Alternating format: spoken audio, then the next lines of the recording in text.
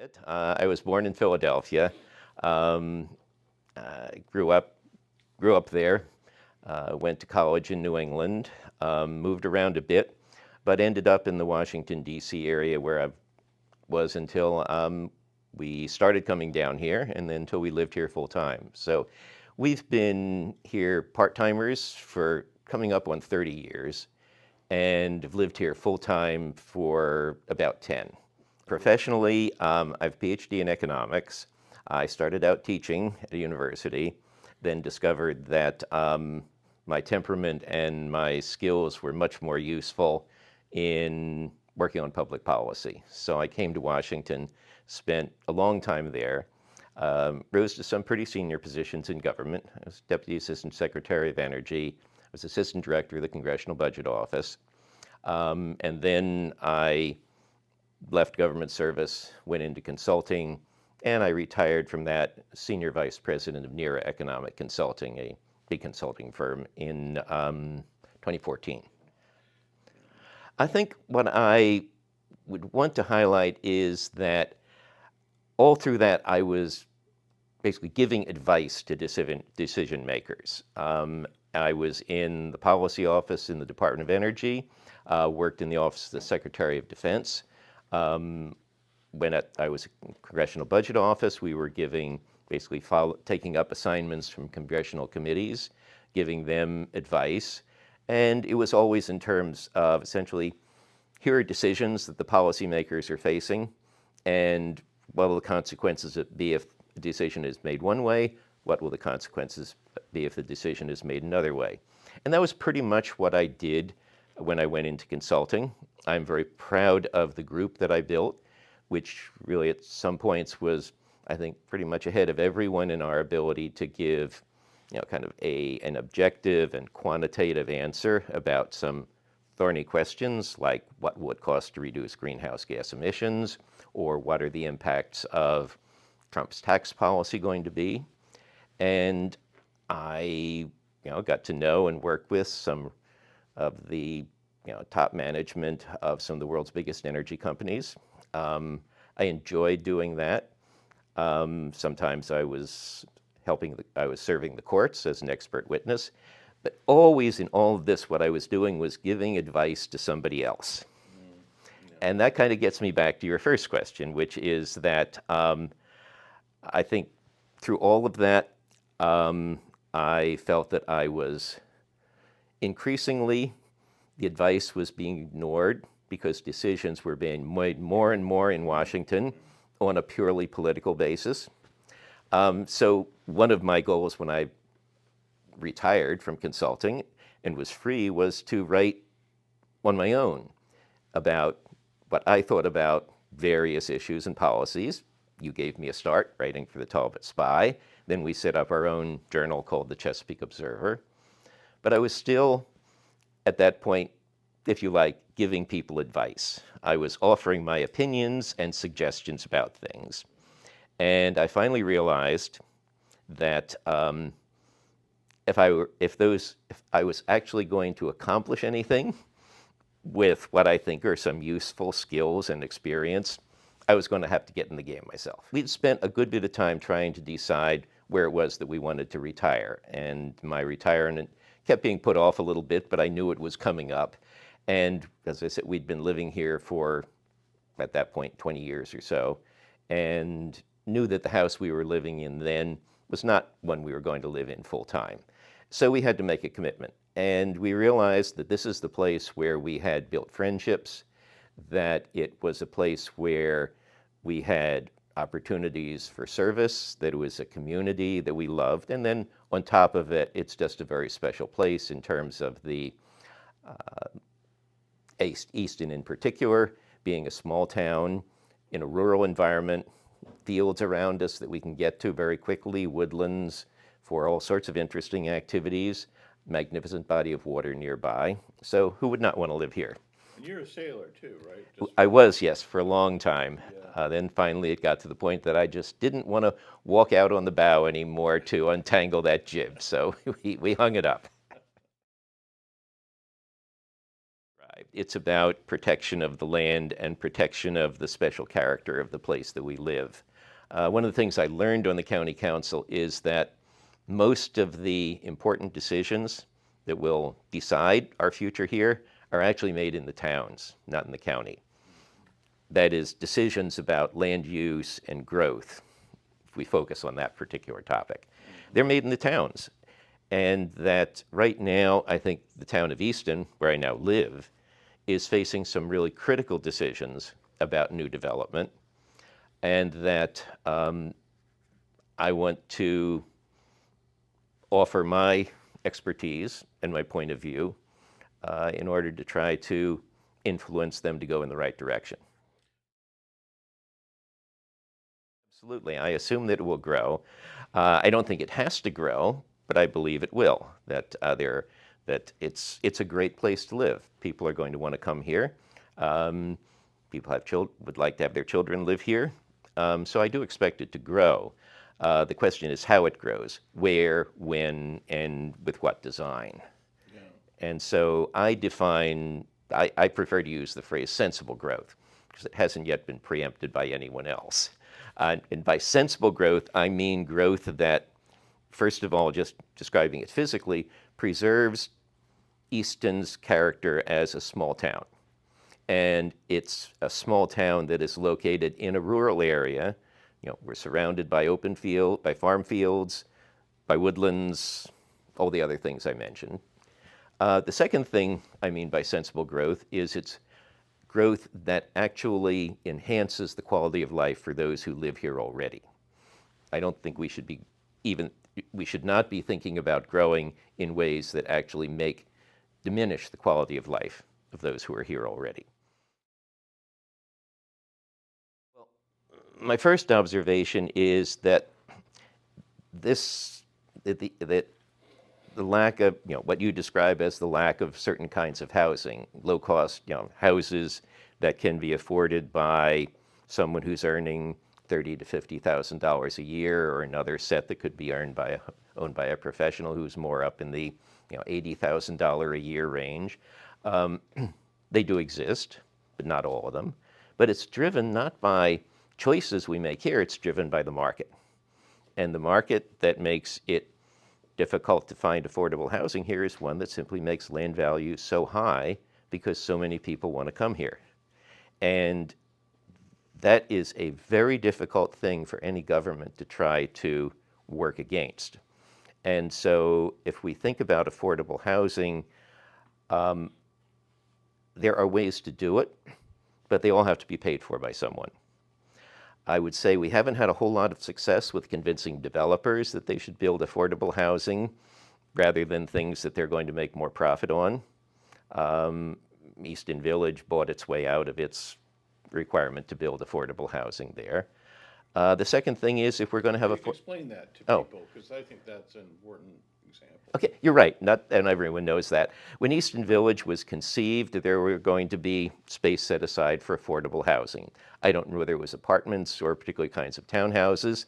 But then as they continued designing it, they said, offered the town, how about if we give you a sum of money that you can use for rehabilitation and renovation of the part within the town of Easton, and let us off from our requirement to build it right here.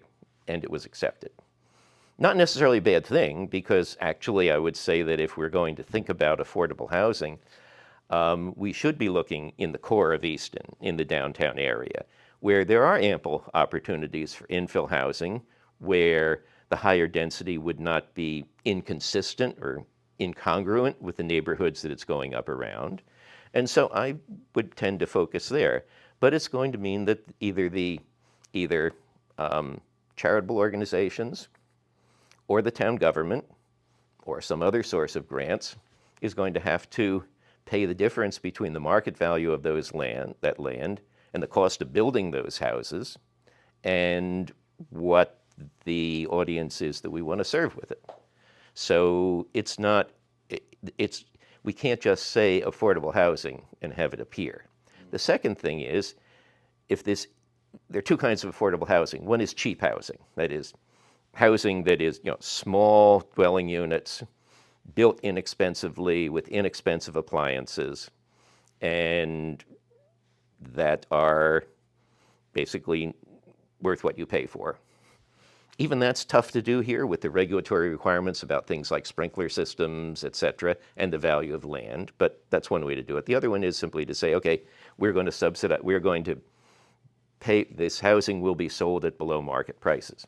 Well, then you have to decide, who do you want to give it to? Do you want to give it to police officers to attract police officers to actually take a job in Easton, live in Easton? Do you want to give it to school teachers? Do you want to give it to doctors?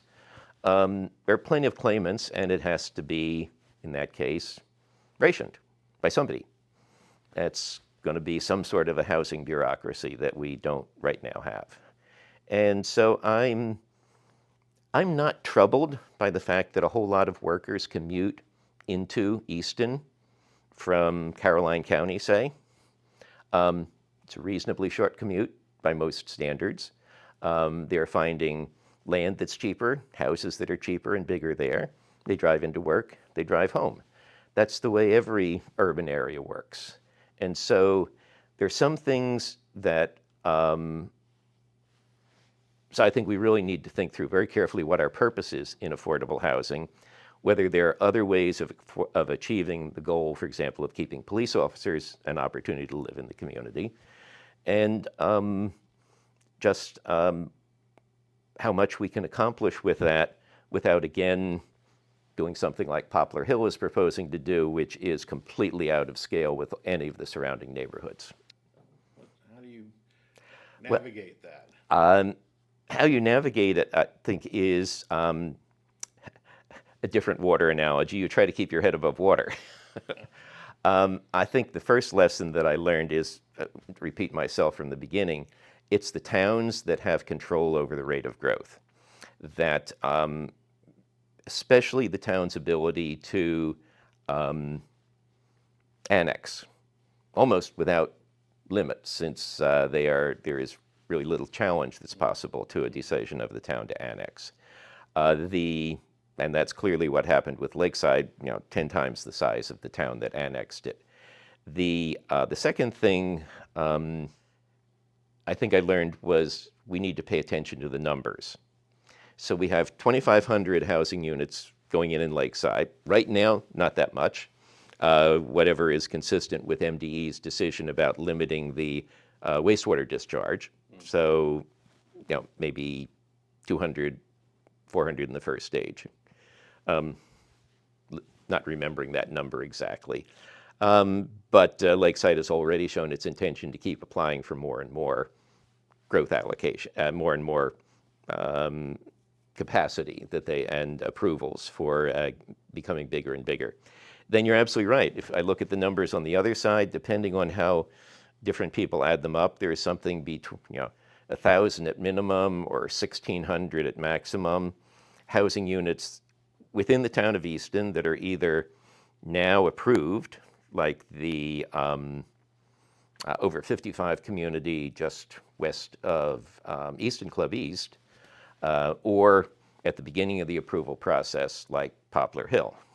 So I add up those numbers and then think about what are the goals of the Easton Comprehensive Plan and the county's comprehensive plan.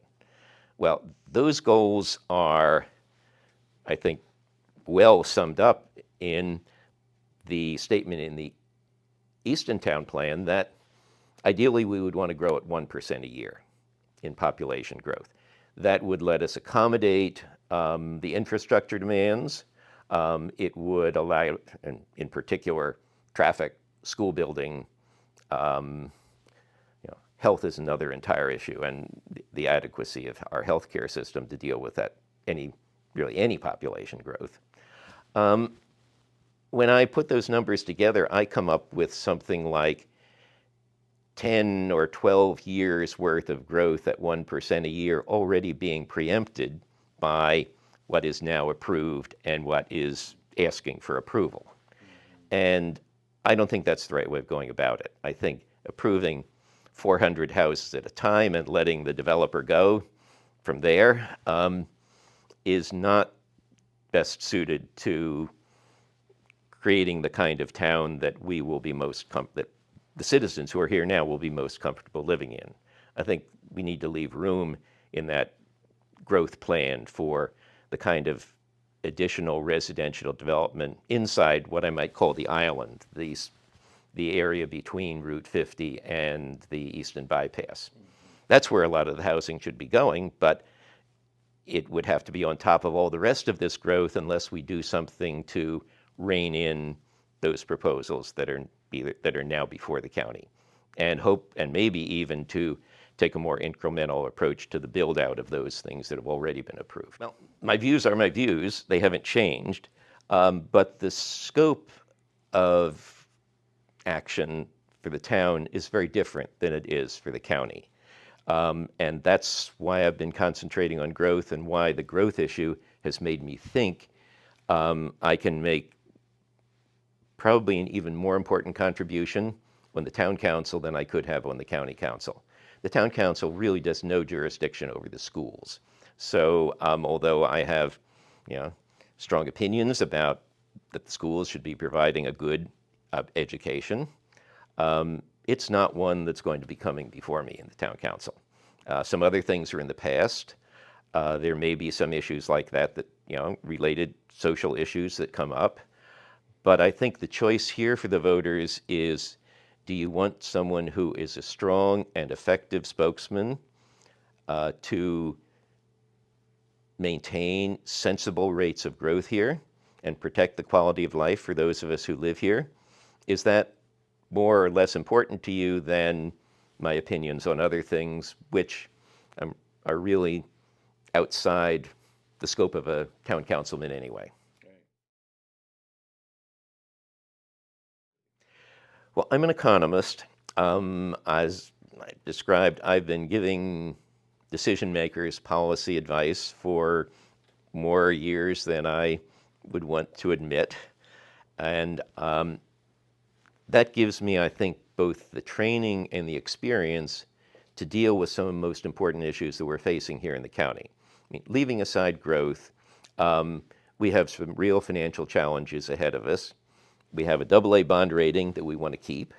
That means we're going to have to budget carefully, avoid borrowing to cover current expenditures, to scrutinize programs carefully, to make sure that the council members actually know what new proposals are going to cost, and then ask the question of, is that worth it? Are there better ways we could be spending our money? That's what I've spent many decades doing in government and in the private sector. I've dealt with budgets at the in the policy office at the Department of Energy, in program analysis at the Department of Defense, at the Congressional Budget Office. So I know how a well-run budget process works.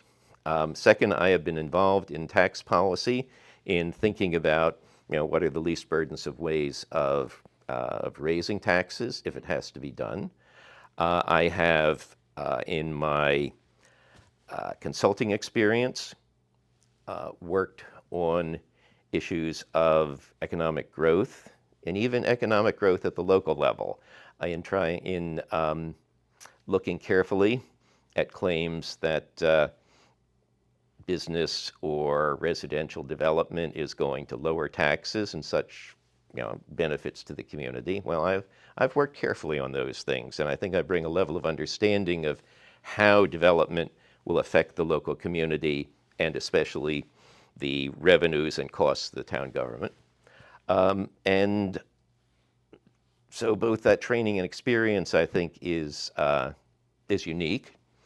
It's not unique here in Talbot County. Lots of my neighbors would probably be better at it than I am, but none of them have offered themselves to run for this office. Well, there are a couple of other important issues for I think that I'm a very strong supporter of our local police. Joe Gamble endorsed me, Sheriff Joe Gamble, for the county council election. I think we need to work hard for all of our public safety personnel in Easton to provide an attractive compensation package so that we can fill our vacancies and keep the best people. I think one particular thing, I really think that Oxford and St. Michael's are on the right track with their moratorium on marijuana dispensaries. I would make that an important part of public safety and public health. I know we're going to have to be dealing with a failing healthcare system for a long time, since it seems our hospital is once again backed up to the beginning stages of thinking about what they should be building someday. But we have immediate needs that I think all levels of government in the county need to figure out ways to address. But I think what I'd really wrap up with is going back to one of your very first questions, that Esther and I really value the community that we have found here, that it's the physical environment is unsurpassed, but the kind of friendships that we have developed, the opportunities for community service, the just extraordinary level of charity and help for your neighbor that occurs all through the county are just extraordinary and unmatched anywhere we've been. And a large part of that has to do with the fact that we are still small enough that we can get to know a large number of our neighbors. And the other thing I have to say is nobody's going to want to live here with the level of traffic congestion that we will see if all of these developments go ahead.